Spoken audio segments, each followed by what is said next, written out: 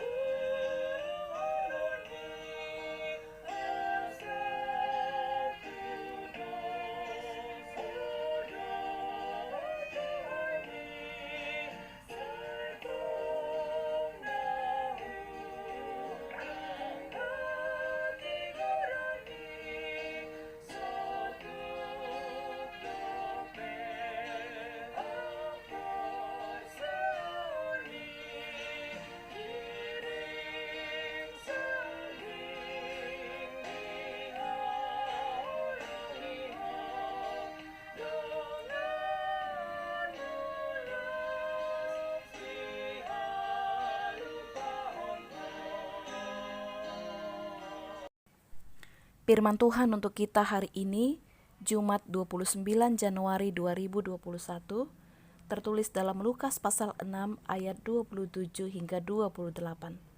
Tetapi kepada kamu yang mendengarkan aku berkata, kasihilah musuhmu, berbuatlah baik kepada orang yang membenci kamu, mintalah berkat bagi orang yang mengutuk kamu, berdoalah bagi orang yang mencaci kamu. Demikian pembacaan firman Tuhan. Saudara-saudara, ketika musuh kita merasa kesakitan, maka kita akan mengatakan, mampus kamu.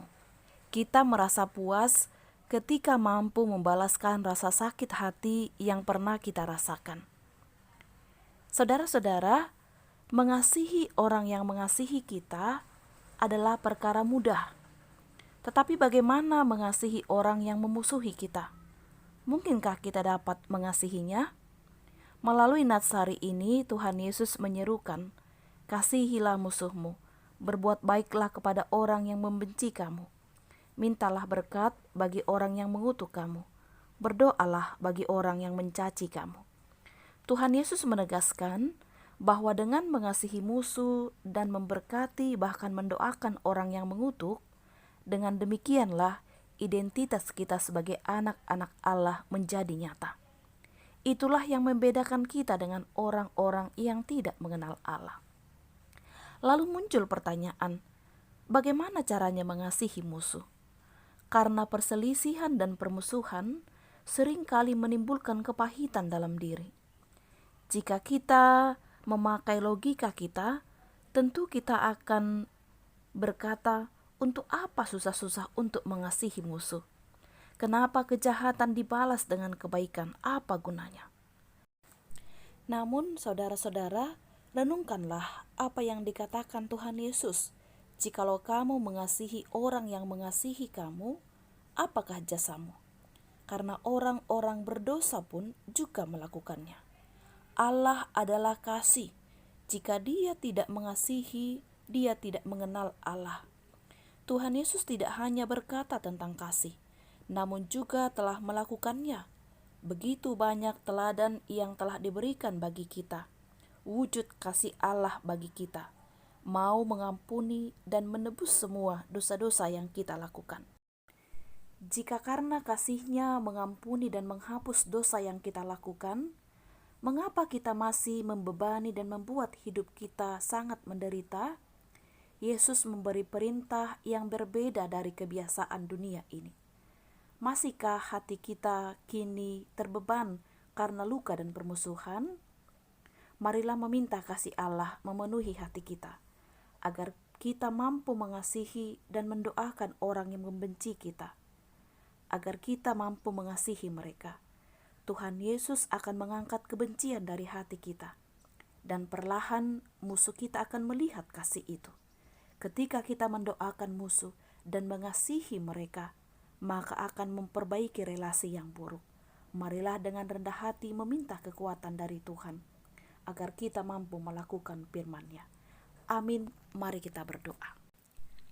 Allah yang penuh dengan kasih setia, kami bersyukur karena pagi hari ini Engkau memberikan kami kehidupan baru, karena kasih-Mu yang begitu besar bagi kami.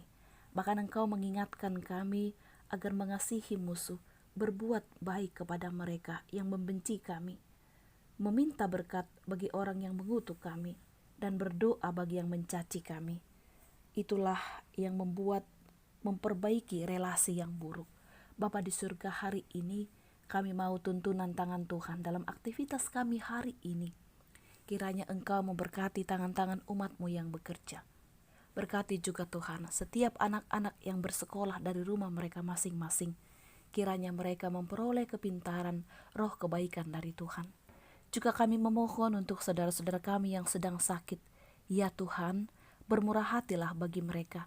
Kasihanilah mereka, sehingga mereka menerima kesehatan daripada-Mu. Bahkan saudara-saudara kami yang terkena COVID-19.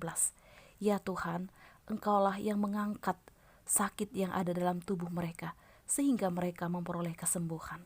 Hari ini kami serahkan hidup kami kepada Tuhan. Di dalam nama Tuhan Yesus kami berdoa bersyukur kepada-Mu.